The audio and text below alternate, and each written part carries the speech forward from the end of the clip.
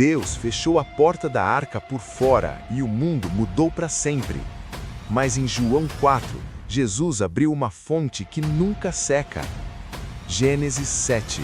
Então o Senhor ordenou a Noé: entra na arca, tu e toda a tua família, porque és o único justo que observo diante de mim no meio desta geração.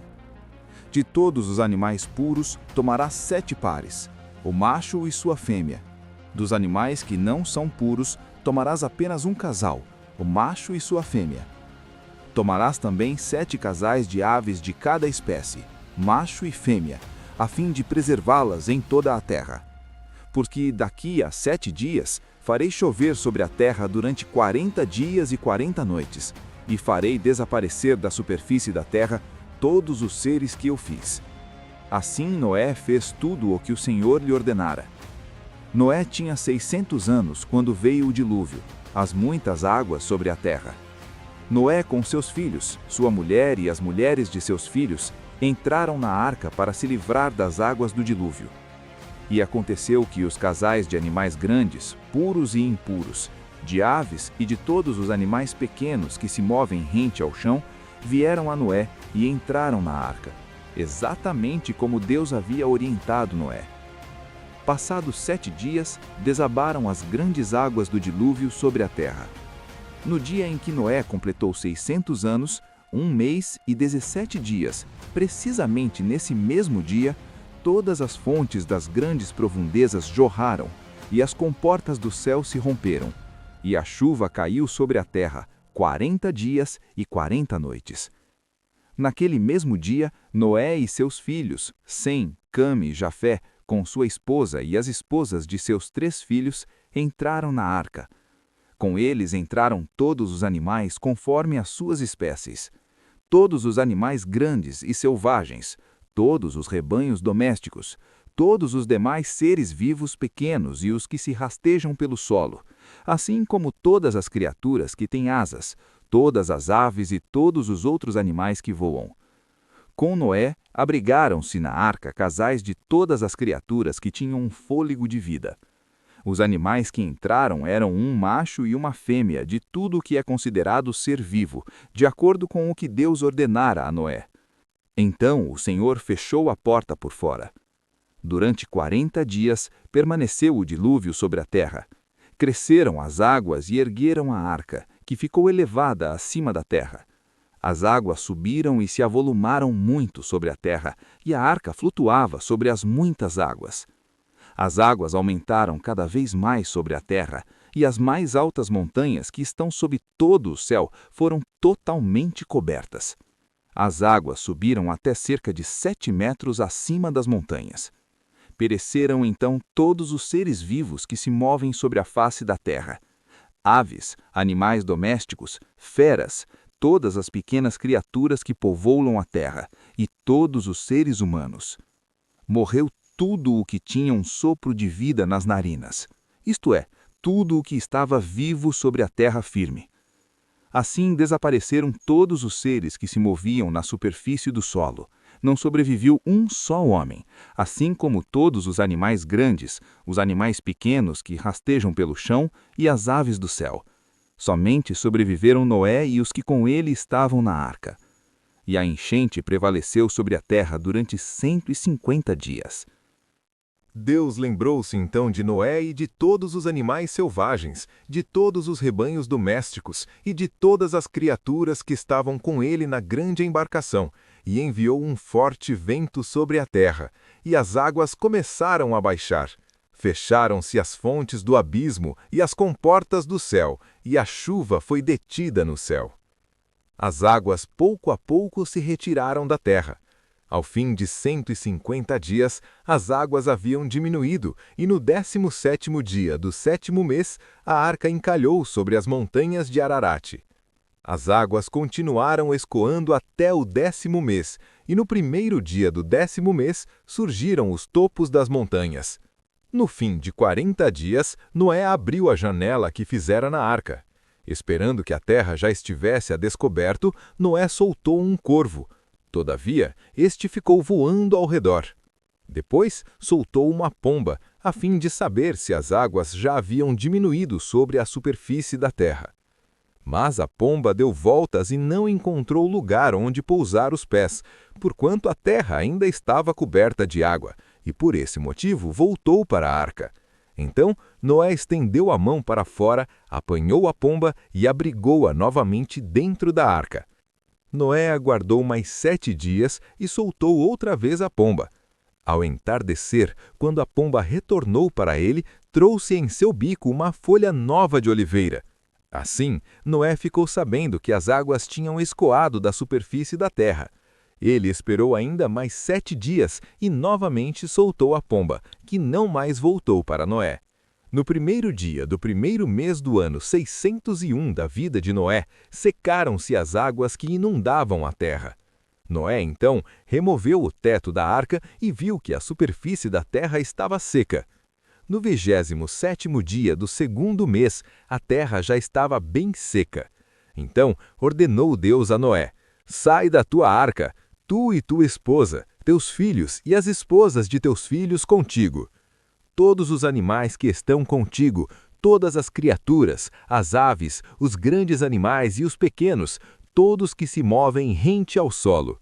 Faze-os deixar a arca contigo, que pululem sobre a face da terra, sejam fecundos e multipliquem-se sobre toda a terra. Assim, Noé e sua mulher saíram da embarcação, junto com seus filhos e suas noras. Da mesma maneira, saíram todos os animais e as aves em grupos, de acordo com suas espécies. Depois, Noé construiu um altar dedicado ao Senhor, e tomando alguns animais e aves, todos puros, ofereceu-os como holocausto, queimando-os sobre o altar. O Senhor sentiu o aroma agradável da adoração e declarou a si mesmo: jamais amaldiçoarei a terra por causa do homem, porquanto seu íntimo é completamente inclinado para o mal desde o nascimento. E nunca mais destruirei todos os seres nos quais há o fôlego da vida, como fiz desta vez. Enquanto durar a terra, semeadura e colheita, frio e calor, verão e inverno, dia e noite, jamais cessarão os seus ciclos naturais. João 4. A samaritana encontra um Messias. Por isso, quando o Senhor soube que os fariseus ouviram que ele, Jesus, fazia e batizava mais discípulos que João, embora Jesus mesmo não batizasse, mas sim os seus discípulos, deixou a Judéia e partiu uma vez mais para a Galiléia. Entretanto, era-lhe necessário atravessar por Samaria. Assim, chegou a uma cidade de Samaria chamada Sicar, perto das terras que Jacó dera a seu filho, José. Havia ali a fonte de Jacó. Jesus, todavia, cansado da viagem, sentou-se à beira do poço. E isso aconteceu por volta da hora sexta. Nisso, uma mulher de Samaria veio tirar água. Pediu-lhe Jesus: dá-me um pouco de água para beber. Pois seus discípulos haviam ido à cidade comprar alimentos. Então lhe respondeu a mulher de Samaria: como, sendo tu judeu, pedes de beber a mim, uma mulher samaritana? Jesus respondeu a ela: se conhecesses o dom de Deus e quem é o que te pede, dá-me de beber, tu lhe pedirias, e ele te daria água viva. Indagou-lhe a mulher: Senhor, tu não tens com que pegar água, e o poço é fundo. Onde tu podes conseguir essa água viva? Acaso tu és maior do que nosso pai Jacó, que nos deu o poço, do qual ele mesmo bebeu, e bem assim seus filhos e seu gado? Jesus afirmou-lhe: quem beber dessa água terá sede outra vez. Aquele, porém, que beber da água que eu lhe der, nunca mais terá sede. Ao contrário, a água que eu lhe der tornar-se-á nele uma fonte de água jorrando para a vida eterna. A mulher lhe pediu: Senhor, dá-me dessa água para que eu não tenha mais sede, nem precise voltar aqui para tirar água. Pediu-lhe Jesus: vai, chama teu marido e volta aqui. Confessou-lhe a mulher: não tenho marido. Replicou Jesus: respondeste acertadamente ao dizer que não tens marido, pois 5 maridos já tiveste, e esse homem com quem tu agora vives não é teu marido. Quanto a isso, falaste a verdade. Reconheceu a mulher: Senhor, eu percebo que tu és um profeta. Nossos pais adoravam sobre este monte, mas vós, judeus, dizeis que Jerusalém é o lugar onde se deve adorar. Declarou Jesus a ela: Mulher, podes crer-me, está próxima a hora, quando nem neste monte, nem em Jerusalém adorareis o Pai. Vós adorais o que não conheceis. Nós adoramos o que conhecemos, porque a salvação vem dos judeus. Mas a hora está chegando, e de fato já chegou, em que os verdadeiros adoradores adorarão ao Pai em espírito e em verdade, pois são esses que o Pai procura para seus adoradores. Deus é espírito, e é necessário que os seus adoradores o adorem em espírito e em verdade. A mulher disse a Jesus: Eu sei que o Messias está para vir. Quando ele vier, ele nos esclarecerá sobre tudo. Assegurou-lhe Jesus: Eu que te falo, sou o Messias. Neste ponto, chegaram os seus discípulos e se admiraram de que estivesse conversando com uma mulher. Todavia, ninguém lhe perguntou: Que queres saber? Ou que por que falas com ela? A mulher então deixou o seu cântaro, foi à cidade e disse aos homens: Vinde e vede um homem que me disse tudo quanto tenho feito. Não seria esse o Cristo? Saíram, pois, da cidade e foram para onde Jesus estava. Enquanto isso, os discípulos insistiam com ele: Mestre, come! Mas ele lhes disse: Tenho um alimento para comer que vós não conheceis. Então os discípulos disseram uns aos outros: Será que alguém lhe teria trazido algo para comer? Explicou-lhes Jesus: A minha comida consiste em fazer a vontade daquele que me enviou e consumar a sua obra. Não dizeis vós: Ainda há 4 meses até a colheita? Eu, porém, vos afirmo: Erguei os olhos e vedes campos, pois já estão brancos para a colheita. Aquele que ceifa recebe seu salário, e colhe fruto para a vida eterna, e assim se alegram juntos o semeador e o ceifeiro. Dessa forma, é verdadeiro o ditado: um semeia e o outro colhe. Eu vos enviei para ceifar o que não plantastes, outros realizaram o cultivo, e vós usufruístes do labor deles.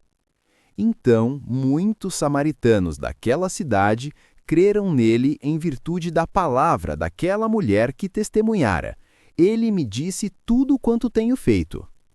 Assim, quando os samaritanos se encontraram com Jesus, insistiram em que se hospedasse com eles, e ele ficou 2 dias. E muitos outros creram por causa da sua palavra. Então disseram à mulher: Agora cremos não somente por causa do que falaste, mas porque nós mesmos o ouvimos e sabemos que este é verdadeiramente o Cristo, o Salvador do mundo. Depois daqueles 2 dias, ele partiu dali para a Galiléia. O próprio Jesus havia testemunhado que um profeta não tem honra em sua própria terra. Assim, quando chegou à Galiléia, os galileus o receberam bem, porque viram todas as coisas que ele fizera em Jerusalém, por ocasião da festa à qual eles também tinham comparecido. Então Jesus voltou mais uma vez a Canaã da Galiléia, onde transformara a água em vinho. E ali havia um oficial do rei, cujo filho estava doente em Cafarnaum. Quando ele ouviu que Jesus havia chegado à Galiléia, vindo da Judéia, dirigiu-se até ele e lhe implorou que descesse para curar seu filho, que estava a ponto de morrer.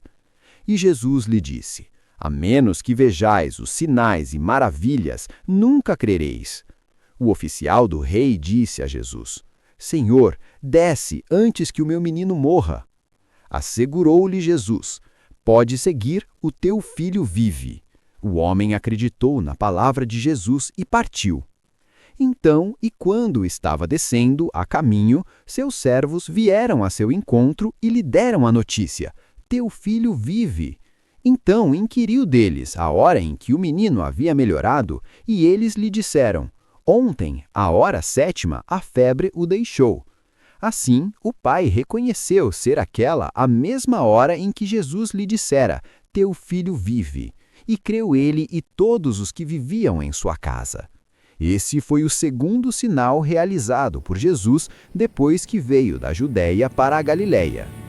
Se essa palavra tocou seu coração, não guarde ela só para você. Curta este vídeo para que ele alcance mais vidas. E comente: Água Viva, se você crê no poder de Jesus. Siga o nosso perfil para não perder o dia 5. Sua jornada pela Bíblia está apenas começando.